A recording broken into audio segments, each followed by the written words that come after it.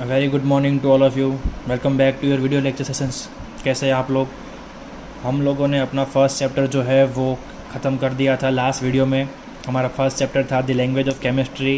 अब हम हमारे सेकंड चैप्टर की ओर आगे बढ़ रहे हैं जिसका नाम है एसिड्स, बेस एंड सॉल्ट्स। ठीक है, एसिड्स क्या होता है, कैसे होता है, हम उसे कैसे आइडेंटिफाई करेंगे, उसकी प्रॉपर्टीज़ क्या होती है, बेसिस क्या होते हैं, बेसिस कैसे बनते हैं, उनको हम आइडेंटिफाई कैसे कर सकते हैं, ठीक है, उनकी प्रॉपर्टीज़ क्या होती है, और सॉल्ट्स क्या होते हैं और उनकी प्रॉपर्टीज़ क्या होती है, वो हम इस चैप्टर में पढ़ेंगे। ठीक है, फर्स्ट चैप्टर हमारा था लैंग्वेज ऑफ केमिस्ट्री। उसमें हमने देखा कि मैटर क्या होता है, ठीक है, स्टेट्स ऑफ मैटर क्या होते हैं, सॉलिड, लिक्विड और गैस, इंटर कन्वर्जन देखा था, मैटर के टाइप्स देखे थे, प्योर, इम्प्योर, फिर उसमें metals, non metals, physical change, chemical change etcetera, हमने वो सब देखा था। ठीक है, तो हमने उसमें काफ़ी चीज़ें ध्यान में रखी थी उनकी प्रॉपर्टीज़ को जानने के लिए कि हम इजीली जो है वो चीज़ों के बीच में डिस्टिंग्विशन कर पाए। तो हमारे जो एसिड्स, बेस एंड सॉल्ट्स होते हैं उसकी भी हमें कुछ कैरेक्टरिस्टिक्स, कुछ जो उसकी खासियत होती है वो हमें ध्यान में रखनी पड़ेगी, क्योंकि उसी से हमें पता चलेगा कि ये एसिड है या बेस है। राइट, अगर हमें पता है कि कोई चीज़ लस्टरस है या फिर कोई चीज़ सोनरस है तो हम विदाउट एनी सेकेंड थॉट हम क्या बोल देंगे कि ये चीज़ भाई मेटल ही है। ठीक है, क्योंकि उसकी प्रॉपर्टी हमने पढ़ी है। तो वैसे ही आपको इसी चैप्टर में भी आपको ये पढ़ना पड़ेगा कि एसिड्स कैसे हम पहचान सकते हैं या फिर उनकी क्या प्रॉपर्टीज़ होती है। ठीक है, बेसिस किसको बोलते हैं वो हम इस चैप्टर में डिस्कस करेंगे। तो स्टार्ट करते हैं एसिड्स, बेस एंड सॉल्ट्स। तो हम पहले ये देख लेते हैं कि ये जो चीज़ें हैं वो आपके लिए नई नहीं है। ठीक है, आप इसको रोज़ यूज़ करते हो, आप अपने घर में इन चीज़ों के यूज़ भी नहीं करते हो तो it is still there in your houses. ठीक है, अगर आपकी एज पे आप अगर उसका कुछ चीज़ों का यूज़ स्टार्ट नहीं हुआ तो इट्स फाइन, बट आपके घर में वो चीज़ें प्रेजेंट है। कैसी है, तो हम एग्जांपल देख लेते हैं। Common house hold examples of acids and bases क्या होते हैं। तो एसिड्स कौन से होते हैं हमारे घर में? Toilet cleaner. ठीक है, उस पर लिखा ही रहता है एसिड ऐसे टॉयलेट क्लीनर, आपको पता है वो। दूसरा है लेमन, नींबू जो होता है हमारे घर में वो भी एक टाइप का एसिड है। और तीसरा है विनेगर, वो भी हम खाने में डालते हैं जिसको गुजराती में सरको बोलते हैं। अगर आपको नहीं पता है तो अपनी मदर मतलब कि मम्मी या बड़ी बहन जो भी किचन में खाना पकाती है उसे आप पूछ सकते हो कि विनेगर क्या होता है। राइट, और वो आता है एसिड्स में। और बेस की बात करें तो हमारा टूथपेस्ट जो होता है वो किस में आता है? बेस में आता है। और साबुन जो होता है वो भी किस में आता है? बेस में आता है। ये थे हमारे कॉमन हाउस होल्ड एग्जाम्पल, मतलब कि हमारे घर में जो नेचुरली होते हैं, हमें पता नहीं थी अब तक, लेकिन अब आपको पता चल गई है। तो अब जैसे हमें पहले के चैप्टर में डिस्कस किया था कि कौन सी चीज़ क्या है वो हमें पता लगानी होगी, तो हमें क्या करना पड़ेगा, उसके बारे में कुछ इन्फॉर्मेशन हमारे ध्यान में होनी चाहिए। We should know few things about matter and non matter, तभी हम उसके बीच में डिस्टिंग्विश कर पाएंगे। तो यहाँ पर भी आपको एसिड और बेस के बीच में डिस्टिंग्विश करने के लिए आपको एक इंडिकेटर यूज़ करना होता है। इंडिकेटर आपने वर्ड सुना है, ठीक है, व्हीकल्स में होता है। ठीक है, इंडिकेटर मतलब हम क्या करते हैं, जब हम राइट इंडिकेटर ऑन करेंगे तो हमारे पीछे वाले को क्या पता चलेगा, उससे क्या इंडिकेट कर रहे हैं हम कि हम अब राइट टर्न लेंगे। अगर लेफ़्ट इंडिकेटर ऑन करेंगे तो हम क्या इंडिकेट कर रहे हैं कि हम यहाँ से अब लेफ़्ट टर्न लेंगे। ठीक है, तो वो हमें बताता है कि आगे क्या करना है या फिर क्या होने वाला है। तो इंडिकेटर इस चैप्टर में एसिड बेस में केमिस्ट्री की लैंग्वेज में किसे कहते हैं, उसका मोटो जो है वो सेम ही है, लेकिन वर्ड्स जो है उसकी डेफिनेशन जो है वो इस चैप्टर के हिसाब से क्या रखी है। And acid base indicator is a substance that gives different colour in acidic and basic media. Right, इसको एक्सप्लेन करने से पहले एक और बार इंडिकेटर के बारे में देख लेते हैं। वो क्या करता है, व्हीकल का इंडिकेटर क्या करता है, आपको डायरेक्शन के लिए चेंज देगा। राइट, आपको कौन सी डायरेक्शन में जाना है। तो ये जो केमिस्ट्री का इंडिकेटर है वो क्या करेगा, एसिड बेस के लिए क्या करेगा, आपको कलर चेंज दिखाएगा। ठीक है, दैट गिव्स डिफरेंट कलर्स, मतलब कि वो अपने आप को अपना कलर चेंज कर देगा सर्टेन मीडियम से। अगर एसिड में है तो उसका स्पेसिफिक कलर हो जाएगा, अगर बेसिक में है तो वो अपना अलग कलर दिखाएगा। राइट, तो हमारे पास कौन कौन से ये इंडिकेटर है जो हमें बताते हैं कि चीज़ें एसिड है या बेस है। तो हमारे पास कॉमनली जो है वो 5 इंडिकेटर होते हैं जो इस वीडियो लेक्चर में हम डिस्कस करने वाले हैं। 5 इंडिकेटर्स, वो कौन कौन से एक बार देख लेते हैं। पहला है लिटमस, ये पेपर होता है। ठीक है, एक पेपर आता है लिटमस पेपर, उसे हम यूज़ करते हैं। दूसरा है टर्मरिक जूस, मतलब कि टर्मरिक यानी हरदर, राइट, हल्दी वाला जूस। तीसरा है चाइना रोज। चाइना रोज जो होता है वो प्लांट होता है, बहुत के घर पे होता है, छोटा होता है, सुबह पिंक होता है, जब शाम होती है या फिर बहुत धूप होती है तो वो पिंक से वाइट हो जाता है। ठीक है, ग्रीन कलर के उसके छोटे छोटे डालियाँ होती है और वो रोज़ जैसा ग्रो होता है लेकिन बहुत छोटा होता है। राइट, मोगरे की साइज़ का होता है, पूरा गुलाब नहीं होता है, इसलिए उसका नाम क्या रखा है, चाइना रोज। तो उसका जूस भी हम यूज़ कर सकते हैं। रेड कैबेज जूस, मतलब कि रेड कैबेज एक वेजिटेबल है, उसका भी हम जूस यूज़ कर सकते हैं एज एन इंडिकेटर एसिड और बेस के बीच में पता लगाने के लिए। और लास्ट में है फिनोल्फ्थेलिन, ये एक केमिकल है, ठीक है, जो कि कलरलेस होता है, वो हम आगे पढ़ेंगे। ये भी हम यूज़ करते हैं किसके लिए, एसिड और बेस के बीच में डिफ्रेंशिएट करने के लिए, राइट। तो फटाफट देख लेते हैं, स्टार्ट करते हैं ये पाँचों पाँच क्या कैसे काम करते हैं और कौन से कलर से हमें पता चलेगा कि ये एसिड है या बेस है। तो पहला है हमारा लिटमस पेपर, तो it is obtain from lichens. अब लाइकेंस जो होते हैं उसका मतलब होता है छोटे छोटे प्लांट्स, ब्रैकेट में मैंने लिखा है, लाइकेंस का मतलब क्या होता है, स्मॉल प्लांट्स। अब कुछ अलग जात की प्लांट्स होते हैं जिसमें से हमें ये लिटमस मिलता है और उसमें से हम क्या बनाते हैं, लिटमस पेपर।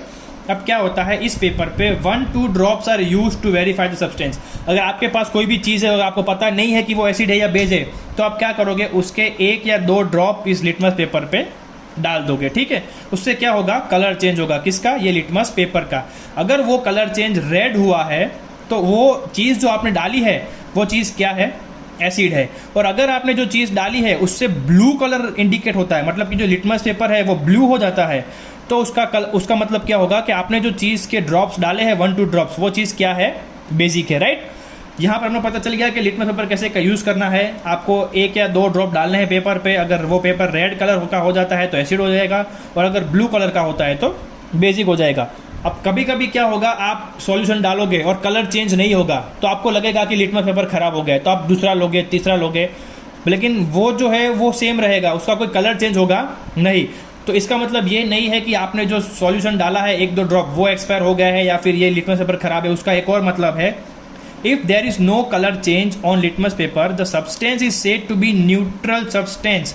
मतलब कि जब कोई भी कलर चेंज नहीं होता है लिटमस पेपर पे किसी भी सॉल्यूशन से, तो उस सॉल्यूशन को ना तो हम एसिड बोल पाएंगे ना हम बेसिक बोल पाएंगे, ऐसे सब्सटेंस को हम क्या बोलेंगे, न्यूट्रल। मतलब कि जो ना कि एसिड है ना ही बेस है, राइट। उसका एग्जाम्पल क्या है, वाटर। अगर आप वाटर को लिटमस पेपर पर डालोगे तो वो रेड और ब्लू कलर में से एक भी कलर आपको नहीं दिखाएगा। इसका मतलब ये नहीं है कि एसिड पेपर कोई काम नहीं कर रहा है, नहीं, बट उसका क्या मतलब होता है जी, वाटर जो है वो कॉस्ट में आता है, it falls in the category of neutral substance, ठीक है। ये था हमारा पहला टॉपिक, लिटमस पेपर। आगे और टॉपिक डिस्कस करते हैं कि कौन से इंडिकेटर में कौन से अलग अलग कलर चेंज होते हैं, ठीक है। अब हमारा दूसरा टॉपिक जो है वो है फिनोल्फ्थेलिन। अब वो क्या होता है, it is an dilute solution and colourless solution. अब फिनोल्फ्थेलिन जो है वो पेपर नहीं है लिटमस पेपर की तरह, वो क्या होता है, लिक्विड स्टेट में होता है, वो क्या है, एक सॉल्यूशन है, ठीक है, पानी का एक द्रव्य है, it is in liquid state. अब वो जब हम यूज़ करेंगे और जब उसके अंदर 1-2 ड्रॉप्स डालेंगे किसी भी चीज़ का जो हमें पता नहीं है कि ये चीज़ सॉलिड एसिड है या बेस है, तो वो क्या करेगा, अगर उसमें आप डाल रहे हो और वो रेड कलर दिखाता है तो या फिर पिंक कलर दिखाता है कलर चेंज में, तो वो चीज़ क्या हो जाएगी, बेसिक हो जाएगी। क्या होगा, कलरलेस है, ठीक है। फिनोल्फ्थेलिन जो है वो हमारा सब्सटेंस कैसा है, it is an colourless substance. लेकिन जब आप उसमें एसिड या बेस डालोगे और वो कलर चेंज करेगा और वो कलर अगर रेड या पिंक हो रहा है तो वो सब्सटेंस है बेसिक, और अगर वो कलरलेस ही रह रहा है, कोई कलर चेंज नहीं हो रहा है, तो वो या तो एसिडिक होगा या तो न्यूट्रल होगा। मतलब कि ये जो है फिनोल्फ्थेलिन वो फुल्ली रिलायबल है नहीं, क्योंकि हमें एसिडिक और न्यूट्रल सब्सटेंस के बीच में कोई डिफ्रेंशिएशन मिलता नहीं है। तो वापस से हमको इसको वेरीफाई करने के लिए क्या करना पड़ेगा, लिटमस पेपर यूज़ करना पड़ेगा, राइट। अब तीसरा हमारा टॉपिक है टर्मरिक जूस। टर्मरिक जूस आपको पता है हल्दी पीले कलर की होती है, तो ये येलो इन कलर होगा। अगर उसमें अगर आप कोई भी सब्सटेंस डालते हो तो वो कलर चेंज क्या देगा, रेड पिंक इन बेसिक। मतलब फिनोल्फ्थेलिन भी रेड पिंक देगा, टर्मरिक भी क्या देगा, रेड पिंक देगा। लेकिन अगर आपको पता लगाना है कि आप जो सब्सटेंस यूज़ कर रहे हैं वो टर्मरिक है या फिनोल्फ्थेलिन है, तो आप क्या करोगे, आपको पता है फिनोल्फ्थेलिन क्या है, कलरलेस है, टर्मरिक क्या है, येलो कलर का होता है, ठीक है। और ये भी क्या देगा, रेड पिंक देगा बेसिक में, और येलो ही रहेगा, मतलब कि सेम एज फिनोल्फ्थेलिन, वो भी कलरलेस रहेगा किसमें, एसिडिक और न्यूट्रल में। तो ये भी आपको आगे वेरीफाई करना पड़ेगा लिटमस पेपर से कि ये चीज़ वास्तव में एसिडिक है या फिर डायरेक्टली न्यूट्रल है, राइट। तो ये भी क्या होगा, हमें सिर्फ बेसिक चीज़ों को आइडेंटिफाई करने में ज़्यादा हेल्प करेगा, एसिडिक चीज़ों के लिए हम लोग इसके ऊपर रिलायबल रह सकते नहीं है। हमारा चौथा है चाइना रोज जूस, जो हमने उस फ्लावर की बात की थी आगे। अब उसका जूस आप डालोगे, अगर वो सब्सटेंस बेसिक है तो आपको कौन सा कलर देगा, ग्रीन कलर देगा। अगर वो एसिडिक है तो आपको क्या कलर देगा, रेड कलर देगा, ठीक है। तो ये भी लिटमस पेपर की तरह हमको दो अलग अलग कलर दे रही है, फिनोप्थेलिन और टर्मरिक जूस की तरह हमें लास्ट में कलरलेस सब्सटेंस नहीं दे रही है दो चीज़ों के लिए, ठीक है। यहाँ पर कलरलेस लिखा था दो चीज़ के लिए, एसिडिक और न्यूट्रल, जो हमें लिटमस पेपर से वेरीफाई करना पड़ता। यहाँ पर भी येलो कलर जो है वो उसका ओरिजिनल कलर है, वो भी चेंज नहीं होता है, मतलब एसिडिक और न्यूट्रल सब्सटेंस को वेरीफाई करने के लिए हमें वापस से लिटमस पेपर यूज़ करना पड़ता। लेकिन चाइना रोज जूस जो है वो क्या करता है, अगर बेसिक है तो ग्रीन कलर देगा और अगर एसिडिक है तो हमें क्या देगा, रेड कलर देगा, राइट। मतलब कि इसके ऊपर हम रिलाई हो सकते हैं।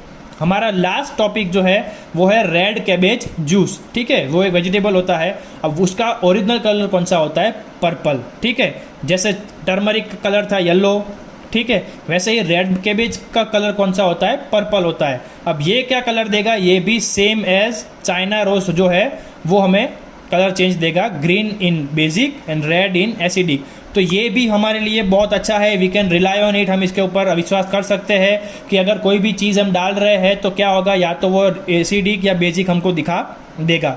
हमें फिनोप्थेलिन या टर्मरिक जूस की तरह वापस से लिटमस पेपर यूज़ करना पड़ेगा नहीं।